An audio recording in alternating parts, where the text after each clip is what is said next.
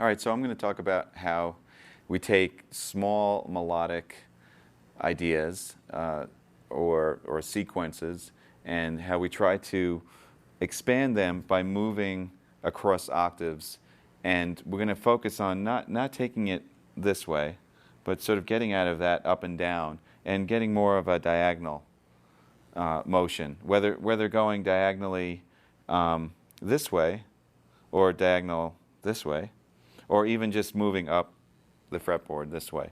And I think the thing that's great about doing that is that you cover a lot of range, and it makes you explore the different octaves and areas on the guitar instead of just staying in one little spot. And I think that's something that's good for people to sort of break out of. So the first thing I'm going to talk about is a very simple series of notes. It's sort of a melodic series of notes, and it's part of a scale, but because it's not all the notes of the scale, the melody emphasizes some cool notes. If it's an E minor, which is always fun, I'm just going to play B, E, F sharp, and G. So basically, I'm just outlining a minor chord with an added ninth. So, that sounds really good against E, and also sounds really good against C as more of a Lydian sound. All right, so very simple to get used to, just 1, 2, 3, 4. And then the next thing to do, and this is probably the easiest way to make something move diagonally, is just play it in the next octave on the next 2 strings. And the guitar is laid out perfectly for this, because you don't have to change fingerings at all. It's the same exact shape. You just have to move up to the next octave. So it would be right here.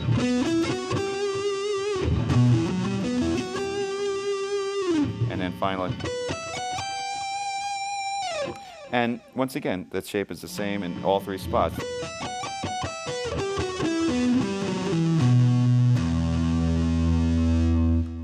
Now, as far as playing it, there's a couple of different things you can do. You can use it as sort of a melodic idea or basic areas for melodic ideas. So you might be starting down.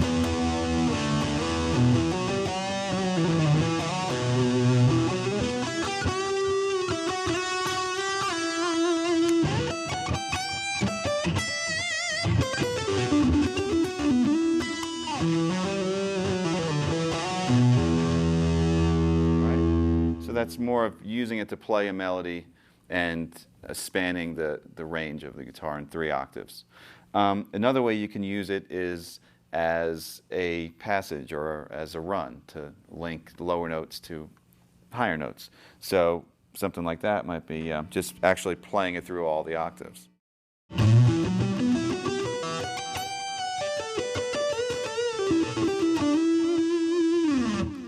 And up on top there, as I bent the F sharp, I was making a reference to the D major chord. And all that stuff, it sounds good to play different chords or to imply different chords over constant roots.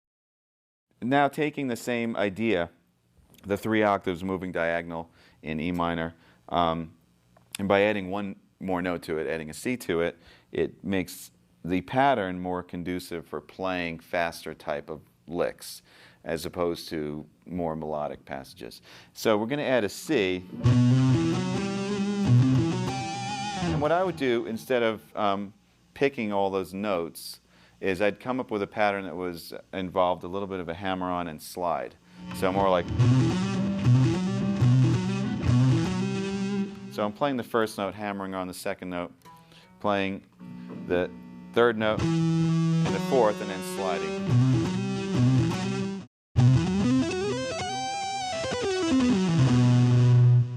All right, so going back down, it's just the opposite side.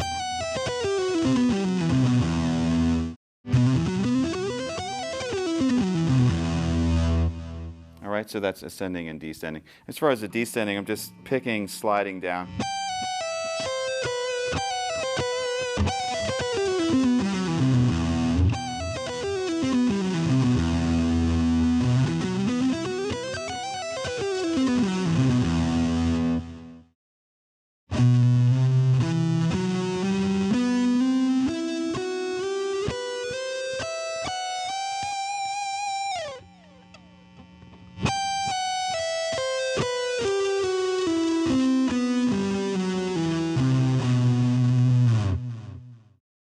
kind of get like an alternate thing, but with the hammer-on sort of taking the place of some of the picking. Right. So I think you get this sort of skipping feeling.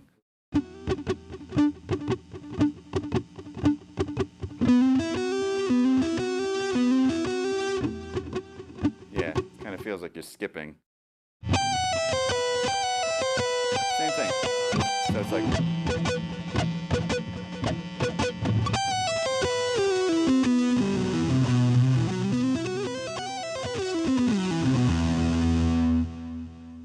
All right. Now also you could make sort of faster licks out of that if you just want to stay in one spot and sort of do a cyclic thing, which is always fun when you're really going for it and you want to do something that creates a lot of tension and builds. So that same pattern, I would just pick it like all alternate. Down, up, down, up, down.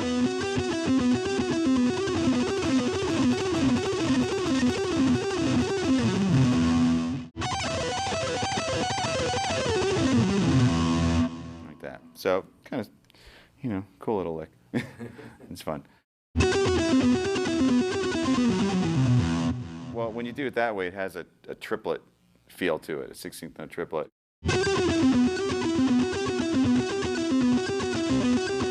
And I might practice that by playing just the first part by itself. And then trying to get, maybe practice this part.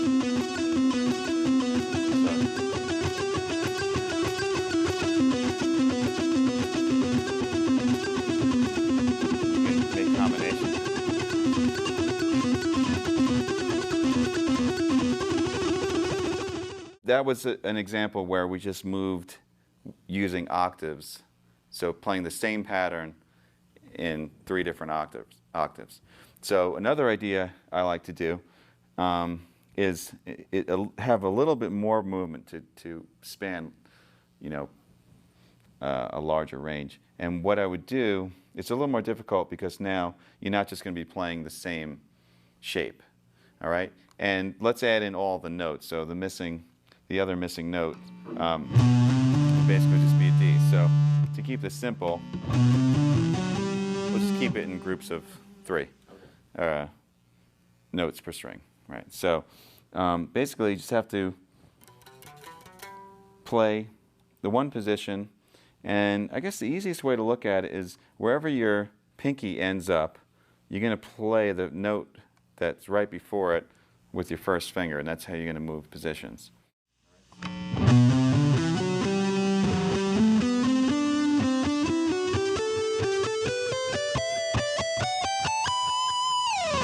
So we, actually end up spanning from B to B up here. So what is that, 4 octaves? 1, 2, 3, 4. So it goes up higher. One more.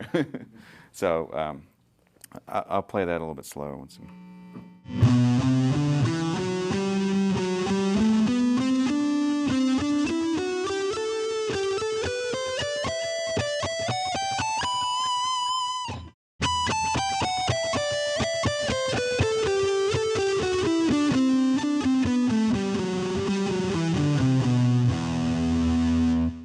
The best thing that this is useful for, I think, is to do passages or runs that start from a low note and end up on a high.